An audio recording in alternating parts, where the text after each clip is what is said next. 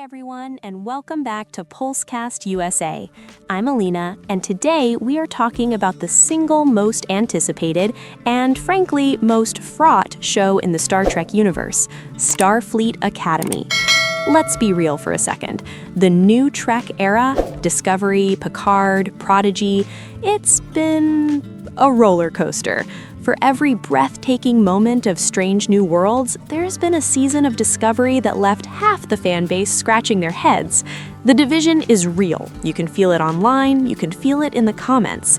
And now, Paramount Plus is pinning its hopes on a show that, by its very nature, has to be about hope, about the future, about bringing people together. So the question isn't just, will it be good? The question is, can this show save the soul of modern Star Trek? Is this its last best chance to get it right?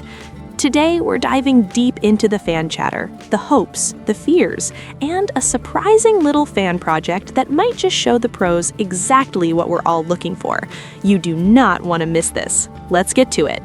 Alright, before we get into the weeds of the criticism, let's start with the good stuff, because the excitement for Starfleet Academy is genuinely palpable. If you spend any time on the IMDB page for the upcoming series, you see this wave of pure, uncut optimism. People are writing reviews for a show that hasn't even dropped a single frame of footage yet. And why? Because the concept of Starfleet Academy is powerful. It's the ultimate what-if story. What if you got the letter? What if you were the one stepping onto that campus for the first time, leaving your home world behind to train among the stars? Point 1. The promise of a new beginning. For years, modern Trek has been focused on legacy characters, prequels, and dark, galaxy-ending threats. But an Academy show is, by definition, about the future. It's about new characters, new perspectives, and a fresh start. It's a built-in excuse to hit the reset button on the tone and bring back that sense of wonder. Point 2. A true ensemble cast. Strange New Worlds does this well, but an Academy setting is the perfect ensemble playground. You can have the hotshot pilot from the frontier, the brilliant Vulcan science officer, the cynical Betazoid who's heard it all. The potential for character dynamics is off the charts. This is what made Deep Space Nine so legendary. And point 3, the big one, a return to optimism. Let's face it, a lot of NuTrek has been grim. The Federation is at war, there's a conspiracy, the galaxy is falling apart.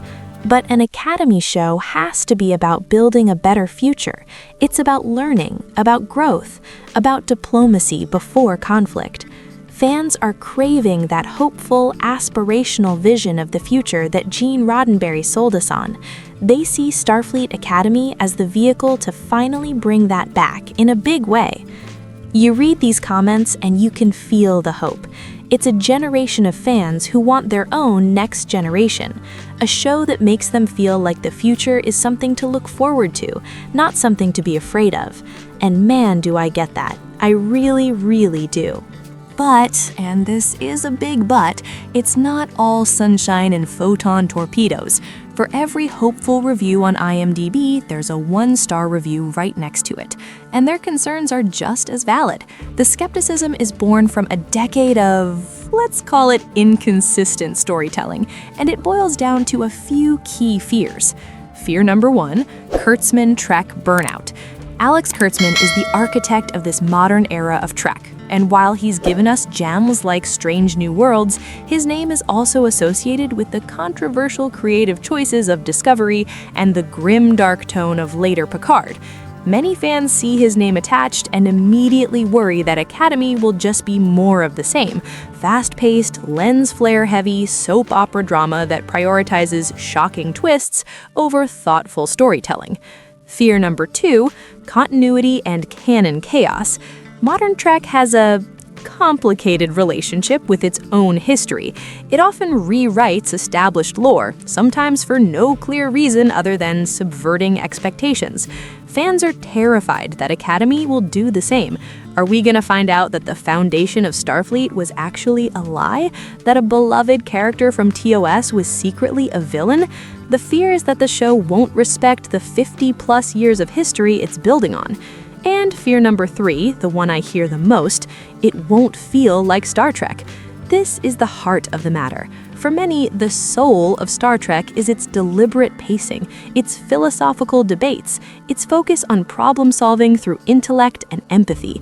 They're worried Academy will be filled with angsty, bickering 20-somethings, more like a teen drama in space than a show about Starfleet ideals. They want ethical dilemmas, not just who's dating who. And you know what? I understand this side completely, because when you love something for so long, you get protective. You've been burned before. You see the pattern and you worry that the thing you hold so dear is about to be changed into something you don't recognize. It's a tough spot to be in as a fan. You want to be hopeful, but your experience tells you to be cautious. So we have this incredible push and pull, the hope for a hopeful future versus the fear of another misstep. And while we're all waiting for the official show to drop, something fascinating has been happening in the world of fan productions. Now, this is where it gets interesting. There's a fan-made series, also called Starfleet Academy, that's been creating its own episodes. And I was reading a review over on The TV Cave for their Season 1, Episode 5, and it really got me thinking. This fan-made episode, from what the review says, isn't about galaxy-ending threats. It's not about secret conspiracies. It's about a cadet who is struggling. It's about a moral choice. It's about the pressure of living up to a legacy. The review highlights how the episode focuses on character, on a quiet internal conflict. It uses the Starfleet setting not as a backdrop for action, but as a crucible for character development. The cadets have to make a tough call, and there are consequences. And reading that, I had a light bulb moment. This is it. This is the blueprint. This is what the fans who are worried are craving. They're not asking for no action. They're not asking for a boring show. They're asking for a show where the story and the characters come first, where the explosions and the space battles are the result of the characters' choices, not the other way around. This fan series, working with a fraction of the budget, is focusing on the core of what makes Star Trek Star Trek. It's about the why. Why do we join Starfleet? What does it mean to uphold those ideals when it's hard? It's a powerful reminder that you don't need a massive budget or a shocking twist to tell a compelling, emotional, and deeply Trek story. You just need to understand the heart of the franchise. So let's put it all together. The hope, the fear, and the lesson from a fan-made passion project. If I could sit down with the writer's room of the new Starfleet Academy, here is the blueprint I would lay out for them. Rule number 1, character over canon. Don't get lost in trying to connect every dot to every previous show. Give us characters we love. Make us care about their successes and their failures. If we love the characters, we'll follow them anywhere. The canon should serve the story, not the other way around. Rule number 2, embrace the slow burn. Not every episode needs to be a 2-part blockbuster. Give us bottle shows. Give us episodes that are just a debate in a classroom, an ethical dilemma in the holodeck, a rescue mission that tests a cadet's courage. Let the stories breathe. Let us think. Rule number 3, it's about the question, not the answer. The best Star Trek episodes don't give you easy answers. They end with you thinking. The Kobayashi Maru isn't about winning, it's about how you face a no-win scenario. Every episode of Academy should have a little bit of that spirit. What is the right thing to do? And is there ever just one right thing?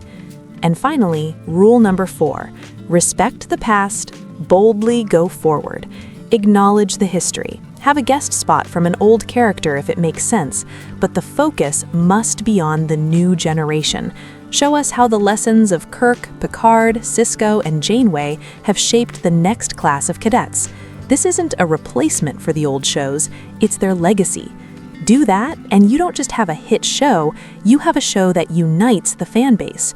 You have a show that proves modern Star Trek can be both smart and exciting, both respectful and new. You have the next generation for this generation. The success or failure of Starfleet Academy feels bigger than just one show. It feels like a turning point. It's a chance for Star Trek to look at itself, at its divided audience, and chart a course for a more hopeful, inclusive, and inspiring future.